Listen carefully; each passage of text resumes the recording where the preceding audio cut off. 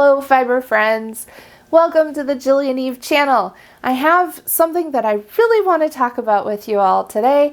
I like to start projects, but I don't as often finish projects, and I have too many things that are started. So let's talk about that today in sort of a overarching way. I made a real hard effort in October to get some things finished and caught up. I did have plans that I was going to do a certain number of things before the end of 2023, and that's just not going to happen. What about you? Have you had crafting plans that you wanted to get wrapped up, so to speak, before the end of the calendar year? Or do you just go which way the wind blows? Do you work on the projects that you feel like and just kind of bebop around in your stash and with your works in progress? What is your process for that? Because very often I come to fiber arts when I need to pick me up, and I have found that the quickest and easiest, but not necessarily cheapest, pick me up when I come into my studio is to start something new, because it's fresh and it gives me all of the energy and excitement of something new.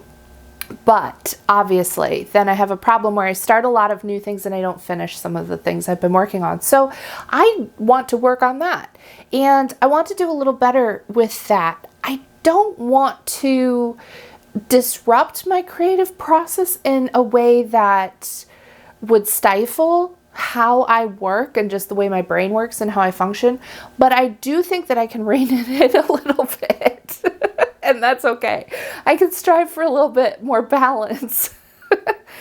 So recently I just went and finished up a whole bunch of things. So let's go through a couple things that I finished. Number one, this lock spun crocheted hat.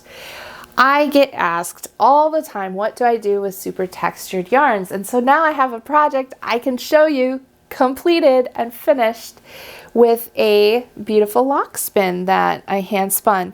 Now I want to show you the inside of the hat too, because it's also really lovely.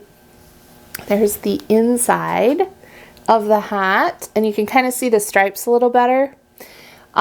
Technically this was the right side of the fabric, because as I was crocheting and pulling each loop, the texture got caught, so to speak, on the wrong side of the fabric. But in the end, that gave me what I wanted, this overall textured look, which I think is just so pretty. I did run out of yarn, and this is something that I wanted to share about this part of this particular process, because it happens, right? When we hand spin, especially if we hand spin something that's very novel, that has maybe a limited amount of material, like we only have the one bat and we need a little bit more. What do you do? How do you finish that up? Because this is not the same yarn as this. It's not even the same fiber. But I made it work. So let's look at how I do that. This is that art bat that I had spun up, that I designed with you in a video, and I am working on making a hat from it. It has a cute little dingly bob on the top, just to kind of feature some of the locks and all their curly nature. I constructed the hat. This is actually the right side of the fabric. You'll have to tell me which side you like better. I constructed the hat by just making a chain that was long enough to go around my head, and then I did a single crochet through the back loop, and I spiraled up, and then when I got to the crown I just started skipping every 6th stitch, I think, and it just kind of tapered that down. And this is the wrong side.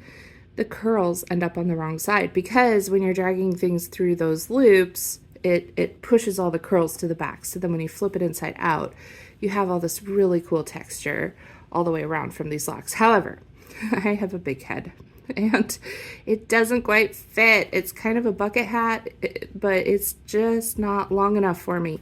So what do you do when you need to duplicate some yarn that was an art yarn that was spun with all the texture and everything in it that is, you know, those materials are used up? What do you do? Well, that's what I'm up to today. So I went digging through my stash and I found some blue. This is the closest blue that I have. This original blue was much darker. This is a little bit heathered. But this is great stuff. This is Wool of the Andes, Unspun Roving, and I do have an affiliate link for that if you're interested, but it's really good stuff if you want just a variety of colors. If you're a new spinner, if you want to try just something that's real easy to spin, to wrap your fingers around. Anyway, it's good stuff. So when I blended this, I went and looked for everything that was the same from when I blended it. So I've got this blue as close as I could get it. I still have some pink sparkles. I have a lot of sparkles. And then I still had this. I added some of this in there, which is some shredded silk threads. And I put that in there. So we're getting there. But I'm out of locks. I used up all my locks. So what can we do? Well, I was stash diving to grab this stuff out of my silk box, and check this out. I have some Tussa silk. This Tussa silk is exactly the same color as the locks. Now, it's not the same texture, of course, because it's not locks, but it's the same color. And so I think if I make some more little bats out of all of this stuff, and then I spin it a single, as a singles, just to match what I already had here with this navy. See how there's a little color and different things blended in there? I'm out of that silk as well. Using things up here. But I think that if I blend all these things together, I will get something that's close enough to look like it's on purpose. It's not going to look like, oh, she ran out of yarn for her hat brim, you know. I mean, which if you do, and that's fine. But I just love this yarn so much. And this is a thing that happens with art yarn, because especially when it's thick and thin and stuff like that, we don't always have enough to make our gauge. So what do we do when we lose at yarn chicken? We do our best and carry on. That's what we do. All right, so I'm going to go blend this up. I'll just make another singles yarn with it and finish off the brim. Oh, and it's not singles crochet down at the bottom. I think it's a half double. I'll have to double check. But I just wanted it to kind of expand out just a little bit, so it'd be like bucket hat coming on down. So cover my ears. Keep me warm in the winter. Whenever that gets here.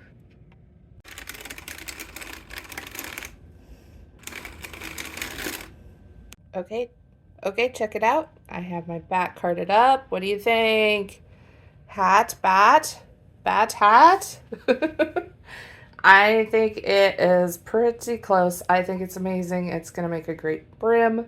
Different texture, same colors. It'll look like it's on purpose. It'll look like it's part of the same garment. Hat, bat. It's time to try on my hat. It's cute, right? I love it. And I put this little dingly bob on here. And one of the things, I often have my hair up in like a scrunchy thing or a clippy thing or a sticks or something. So I made it so that there was enough room up here that if I put my hair in a bun or whatever, I can pull this down over it. It's very warm. It's so soft. I love the texture. So let me know what you think about how this hat came out. And there's no pattern. I really just freeformed this hat. So that is finished object number 1. I do have to take it off though because it's quite warm. It'll be great for taking some wintry walks. The next thing I managed to finish was a pair of socks. I am so weird about socks, and I'm going to talk about that in one second, but I want to show you what these are first. So I got just regular Patons Kroy socks yarn. It was self-striping. This is called Midnight Orchid. And it's all the colors I love. I mean, look at me with all my pinks and purples. I love it. So when I saw this yarn, I think it's new. I haven't seen it before, but when I saw it, I was like, oh, I have to. These are just regular vanilla socks. Nothing too fancy, nothing too special. I did a flap and gusset heel. Very vanilla. Now here's my weird thing about socks. I struggle to finish socks more than anything else. Like, it is, if I have socks somewhere being worked on, it'll be years before I come back to them. And that wouldn't be a big deal, except that I have put this strange sort of pressure on myself because I feel like socks are something I should like to knit more and something I should get done more. And I just don't. I've wanted to. I've tried to. You know, I think I took a step back and I thought, okay, so how do I interact with socks once they're finished? Like, what do I do with them? And I do have a little drawer of hand knit socks, but I hardly wear them. And here's why. I'm usually in my house. I'll wear them if I go out, if I put shoes or boots or whatever on my feet. I wear socks if I go out, but around my house, I don't wear socks. I am usually barefoot. The main reason for that is because we have either laminate or hardwood floors throughout the house, and I have very loose joints in my knees, and my kneecaps don't stay where they are supposed to. And it can happen instantly, and it is very painful. I've had several surgeries. It hasn't fixed it. It affects my mobility to some degree. And I'm kind of in a perpetual state of vigilance about my knees because I don't want to slip and have a problem. So, because we have hardwood floors everywhere, I don't wear socks because I don't want to slip. And so when I started to think, like, you know, I rarely wear socks, and if I do, it's because my foot is in a shoe, so I don't even get to see my socks when I have them on.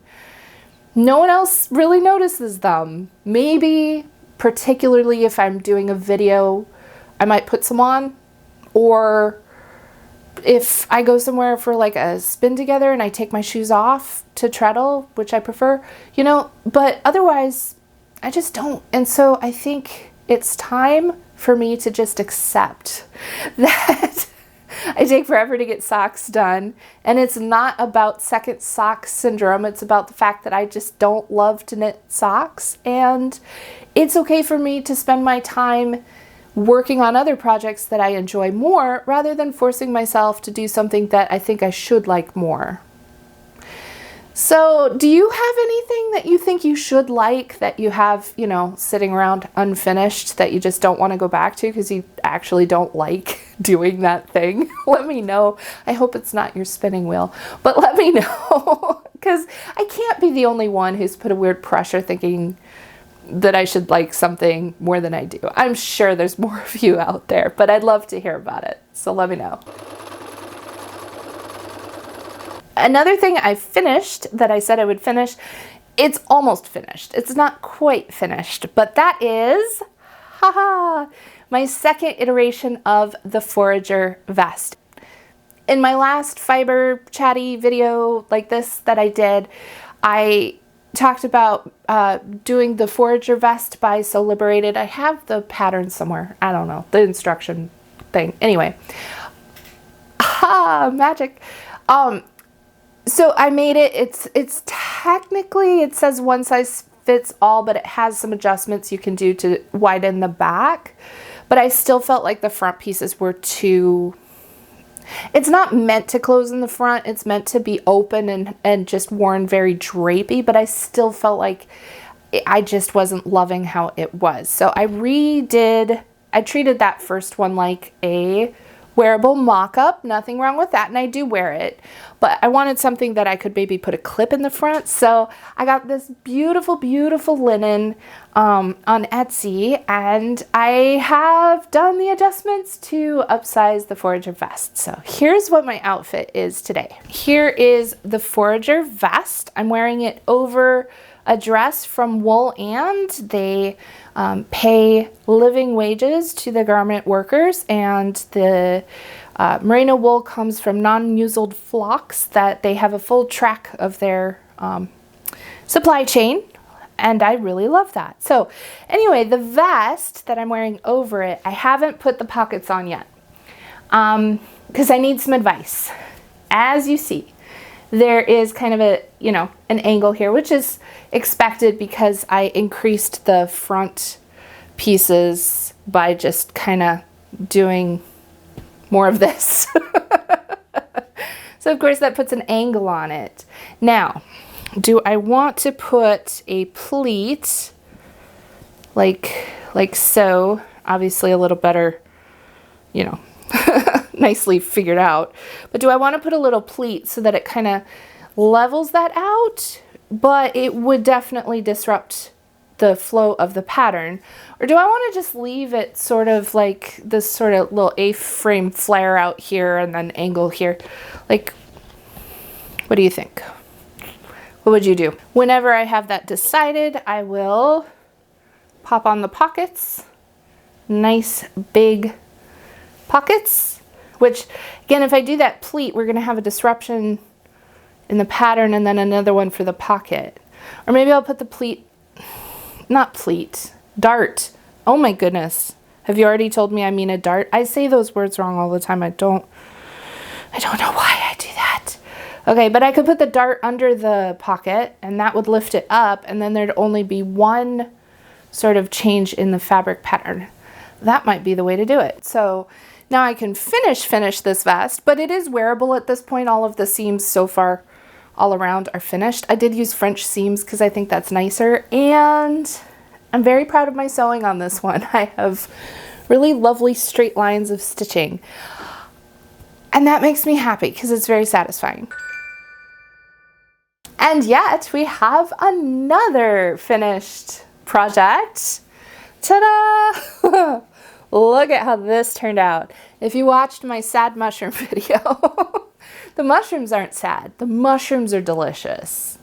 I've been cooking them because they've been continuing to grow on those fruiting blocks that I have, and they're really awesome.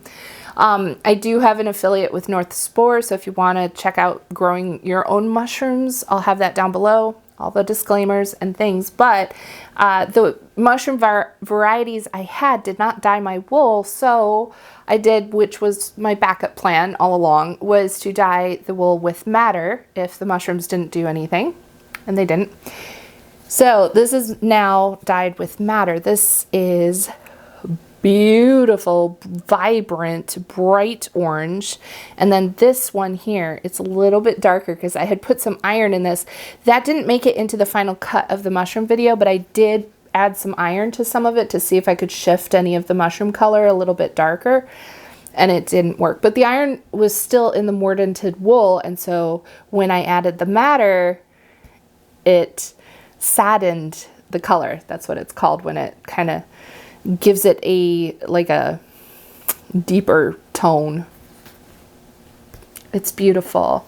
I don't have a plan for this yet, but some of this fleece is still, I haven't done anything with, so some of it's still white and waiting for an opportunity, and then some of it I dyed with the buckthorn. So now I have some buckthorn and some madder dyed wool, and maybe I'll do some with walnuts and get a brown, which could make some beautiful woven or knit something or other. So I don't know. Now I'm considering that a project in process. It's percolating. I'm getting really inspired. Now I know you all know I have fiber on my face. It's time for answering some subscriber questions.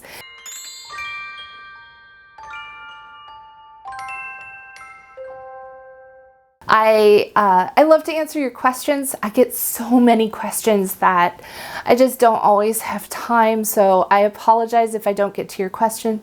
Just keep asking. Just put it in the comments below this video and maybe I'll get it next time. So the first question I got is one that I haven't seen for a while, which is a question about hand cards. And the question is that there was old wisdom saying that when you store your hand cards, you should store it with greasy wool that's not scoured, and that you should let the wool sit in the hand cards when they are being stored. And then when you start carding again, you should start with a bit of greasy wool and then go on to the scoured clean wool that you are making your Rolags from. And so sometimes people will ask me and they'll say, I have hand cards, but I don't have any greasy wool. I'm working with whatever, you know, they're blending already cleaned wool or whatever they're up to. And I say, that's old wisdom and it's no longer relevant. And here's why. I was in a thrift shop.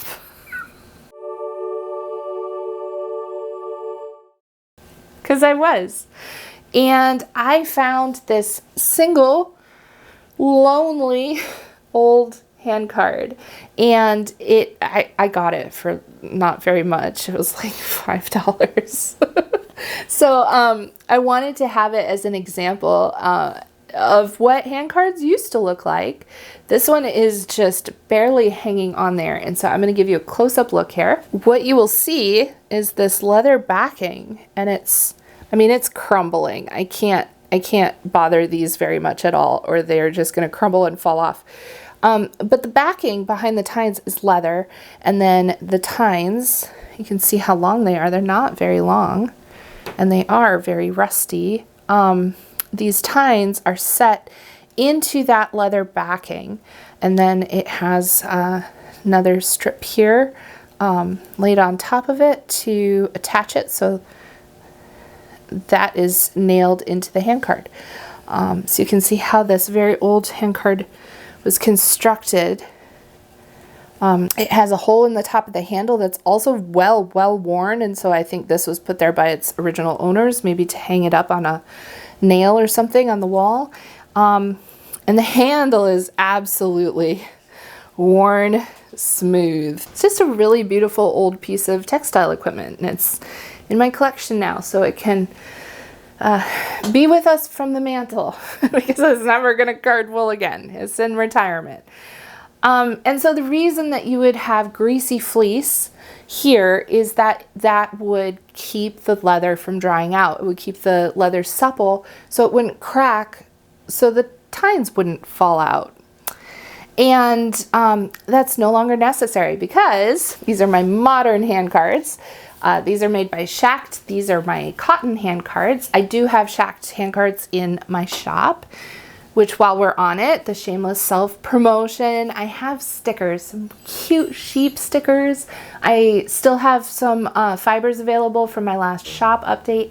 And of course, I have some spinning wheels that are Shacked wheels. I am a Shacked dealer, so if you're looking for something for yourself or to tell someone for you, for some gifts for the upcoming holiday season, check out JillianEve. So there we go. All right, now let's take a look at these. They're constructed differently. What's that? Oh, look, the backing is no longer leather. The backing is rubber, and it's stapled in, and these tines are very fine because this one is particularly designed to card cotton, and it's a very short staple, and so this one's a little different than the wool ones, but yeah, so this isn't going to dry out and crack like leather would, and so it does not require any kind of oil or nourishing when it is waiting for the next clip of wool to card,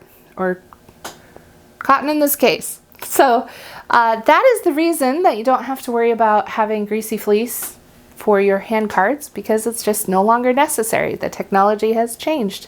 If you do have a pair of old leather-backed hand cards, I would say that you might want to look into ways to keep that leather nourished if it is still working. I mean, I'm not sure if you can even get old style carding cloth where it's made with the leather backing. I'm not sure that that's even made anywhere anymore, or if it's available. If you know, let me know. I'd love to know. And so if you have handcards with a leather backing, they're pretty old, take care of them. Take care of that leather. Don't let them crack and crumble. So now you know. Another question that I got multiple times actually was about my great wheel. I made a video about this great wheel back here and redoing the corncob husks. I'm going to have an update video eventually when I get something spun. I'm going to do a corn husk quill for spinning on, and some things I have plans to do. Yes, I know about the Appalachian book series. I can't think of what it's called right now, but I do know about it. I have a way to source that so I can get some info from there and do some experimental archaeology at this point. A lot of that knowledge is really, really faded. It's barely hanging on. So keep it alive if you are a great wheel spinner, for sure. But one question I had was about the size of the great wheel. A lot of people thought, wait, I thought that a walking wheel meant that you would be walking while you spin. And so, yes, mine is very small for a great wheel, but it is still a great wheel. You stand up to spin with it, you turn the wheel with your hand, you're spinning off the spindle tip, you know, all great wheel things, but it's not as big. Some of them get to be even larger, taller than me, where I think that you would have to take some steps back and forth to be able to spin. I don't have to with this one. I can do it reaching and leaning. So was this made for a child? Was this made for a person of shorter stature? Was this made with someone's accessibility in mind? Perhaps someone, was uncomfortable taking those steps back and forth, and this wheel was meant to accommodate that. I don't know. Maybe it was easier to travel with it this size, or it fit in the space it was going to be used better. I don't know, but any of those things are very possible, because when you start talking about these wheels that were made in the 1800s, some of them that are still surviving of these great wheels are even the late 1700s. They were all custom, they're simple to make. Anyone who's working with wood is going to know how to make this type of a tool. And there were a lot of them made by a lot of different makers, because if you worked with wood to make useful stuff, that was a useful thing you could make. So they're not uniform. There isn't like a standard size that the wheel has to be. It's not like, we have a manufacturer now that makes all the wheels the same way, and they have their models, and they're, a lot of these old wheels are just handmade, and we will never know who their maker was. There's no mark on a lot of them, and we can just appreciate the beauty and the craftsmanship that those hands left behind, even though their maker was anonymous. And so this one, I'm not entirely, that was the other question about exactly how old it was. I was saying it was 200 years old. It could be. I got as much info as I could from the person I bought it from. I know it came from the New England area, and one of its legs was replaced with a broom handle. I'm not sure when that happened. And because it was using those old corn husks, I don't have to say cob if I'm just talking about the husks. And all of that black grease on there, someone asked, I wasn't saying oil, I was saying grease, because it's possibly, it could be rendered fat, like from the kitchen. Like people would maybe make some bacon and then render that fat and use it to lubricate stuff, perhaps a great wheel. So I do think some of that was grease. I'm not sure if I want to clean that up or leave it there as a patina. I haven't gone at it with any solvents or anything, and I'm not sure I want to. So maybe I will. I'm still up in the air about that. It's not hurting anything to be there, and it does keep a little history with that wheel, so maybe it'll stay. And while we're on the topic of old and antique wheels, let's talk for a moment about flax wheels.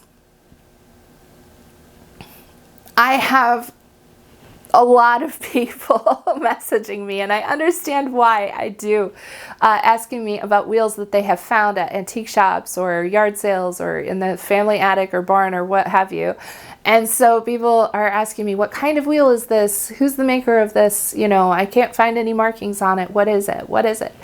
So if you find an antique wheel and you don't know if it's worth getting it, here's what I would do. First of all, I have a video and I'll put a link to it. It's all about double drive. It's like a masterclass in double drive. And I would start by watching that. It will show you how the mechanics of a spinning wheel work. Oftentimes these antique wheels were set up or meant to do a double drive system. And so this will tell you how those work. And you'll be able to, at that point, most likely figure out what's missing, what you might need to have replaced or repaired. And I can tell you that getting replacements and repairs done, it can be worth it and you can save some beautiful wheels, but you're going to probably pay as much to do that as you did to buy the wheel in the first place. And if you're a brand new beginner, it can be a big challenge. Those old wheels were meant to spin one kind of yarn for the most part, one way really effectively, but they don't really have a big range, and they can be a big challenge if you're brand new, just to understand all the quirks and why they're quirks. And if you're struggling to figure your yarn spinning out in the first place, I'd say maybe it might be wise to save up your money, even find a used but new used wheel, or a new wheel. So that's my advice on that. That's not saying that, you know, every antique wheel is trash. That's certainly not true. Or that no antique wheel is worth restoring. That's also not true. But just proceed with caution and know that you're going into a project, and it might be a while before you can even spin yarn if you are getting an antique wheel to restore and repair. But it can be fun if you're into restoring antique equipment, dealing with old wood. If you like that, go for it. I'm just some lady on the internet. Who am I to stop you? Go have your fun.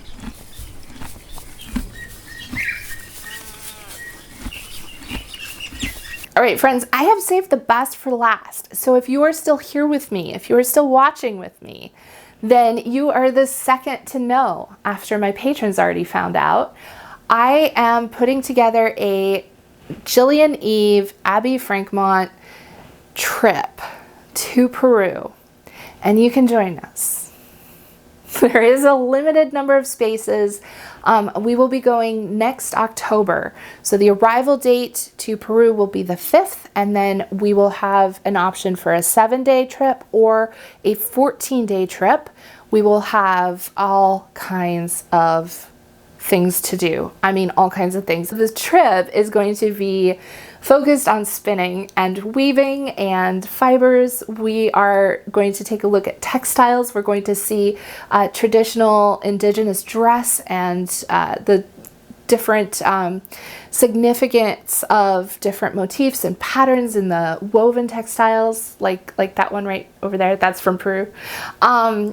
We're gonna hang out in just an absolutely beautiful garden and spin and chat and have an absolutely amazing time. We'll do some cooking classes. We will have a trip to Machu Picchu. Definitely we will be doing that. There's going to be just so much fun on this trip. So there will be more details coming up, and I will have a live at some point with Abby where we'll be able to answer all your questions, talk more about specifics and all that. But I wanted to let you know, because this might be something that you want to ask for people to chip in for your holiday gift so you can save and be able to do this trip, because it's going to be an absolutely amazing time. I can't wait. I want to go now, but I also need to plan for this trip. So it'll be next October. So just about a year. You could be with me and Abby in Peru, hanging out, spinning, eating delicious food, seeing beautiful scenery. It's going to be amazing. And here we are. I thank you all for joining me, friends. I will wish you happy spinning.